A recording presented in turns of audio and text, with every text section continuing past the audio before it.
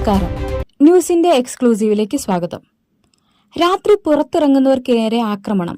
കവർച്ചാ സംഘത്തെ ആരു പിടിച്ചുകെട്ടും? മലയാളികൾ ഭീതിയിൽ. രാത്രി ഇരുചക്ര വാഹനങ്ങളിലെത്തി മാരകായുധങ്ങൾ കൊണ്ട് ആക്രമിച്ച് പണവും മൊബൈൽ ഫോണും തട്ടിയെടുക്കുന്ന സംഘങ്ങൾ വീണ്ടും ബാംഗ്ലൂരിൽ തലപൊക്കി തുടങ്ങി. മുൻപും വിജനമായ സ്ഥലങ്ങളിലും ആൾത്തിരക്കില്ലാത്ത സ്ഥലങ്ങളിലുമായിരുന്നു ഇത്തരം ആക്രമണങ്ങൾ കൂടുതലെങ്കിൽ ഇപ്പോൾ തിരക്കുള്ള റോഡുകളിലും അക്രമികൾ വിലസുകയാണ്. പേഗസ്റ്റ് സ്ഥാപനങ്ങളിലും മറ്റും താമസിച്ച് രാത്രി ഭക്ഷണം കഴിക്കാൻ പുറത്തിറങ്ങുന്ന കോളേജ് വിദ്യാർത്ഥികളാണ് പലപ്പോഴും കവർച്ചയ്ക്കിരയാവുന്നത്. പലരും പരാതിപ്പെടാൻ തയ്യാറാകാത്തത് കവർച്ചാ സംഘത്തിന് സഹായവുമാണ്. പോലീസ് രാത്രി പെട്രോളിംഗ് ശക്തമാക്കണമെന്ന ആവശ്യം ഉണ്ട്.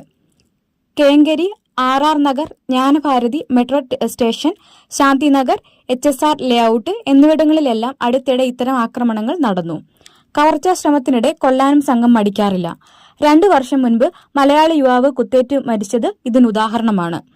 കുത്തിപ്പരിക്കേൽപ്പിച്ച് ഫോൺ കവർന്നു. കഴിഞ്ഞ ദിവസം രാത്രി 11:00-ഓടെയാണ് ജ്ഞാനഭാരതി മെട്രോ സ്റ്റേഷന് സമീപം സ്കൂട്ടറിലെത്തിയ 2 പേർ MBA വിദ്യാർത്ഥിയെ കത്തികൊണ്ട് കുത്തിപ്പരിക്കേൽപ്പിച്ച ശേഷം 1.5 ലക്ഷം രൂപയുടെ ഐഫോൺ തട്ടിയെടുത്തത്.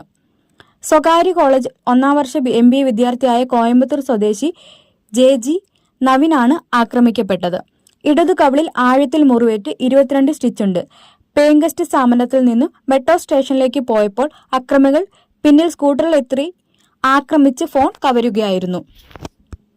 ചോരവാർന്ന മുഖവുമായി വിദ്യാർത്ഥി PGയിൽ തിരിച്ചെത്തി സുഹൃത്തുക്കളുടെ സഹായത്തോടെ ആശുപത്രിയിൽ ചികിത്സ തേടി. ജ്ഞാനഭാരതി പോലീസ് കേസെടുത്ത് പ്രദേശത്തെ CCTV ദൃശ്യങ്ങൾ പരിശോധിച്ചു വരികയാണ്.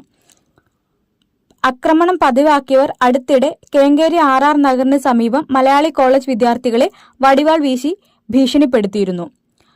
അവർ മൊബൈൽ ഫോൺ കവർന്ന സംഭവത്തിൽ അറസ്റ്റിലായ 5 പേരും പ്രദേശത്തെ ഒട്ടേറെ സമാന സംഭവങ്ങളിൽ പ്രതിയാണെന്ന് പോലീസ് കണ്ടെത്തിയിട്ടുണ്ട്. രാത്രി 12 മണിയോടെ ഭക്ഷണം കഴിച്ച് താമസ സ്ഥലത്തേക്ക് നടന്നു പോകുന്നതിനിടെയായിരുന്നു ആക്രമണം. ഏതാനും ദിവസം മുൻപ് ശാന്തി നഗറിലും സ്കൂട്ടറിലെത്തിയ 3 പേർ യാത്രക്കാരനെ ആക്രമിച്ച് മൊബൈൽ ഫോൺ തട്ടിപ്പറിച്ചിരുന്നു. നാട്ടിൽ നിന്ന് മടങ്ങി വരുന്നതിനിടെ റെയിൽവേ സ്റ്റേഷനുകളിലും ബസ് സ്റ്റാൻഡുകളിലും ഇറങ്ങുന്നവരെ കത്തിക്കാട്ടി കവർച്ച നടത്തുന്നതും പതിവായിരുന്നു. ഏറ്റവും പുതിയ വാർത്തകൾക്കായി ലൈക്ക് ചെയ്യുക, ഷെയർ ചെയ്യുക, സബ്സ്ക്രൈബ് ചെയ്യുക.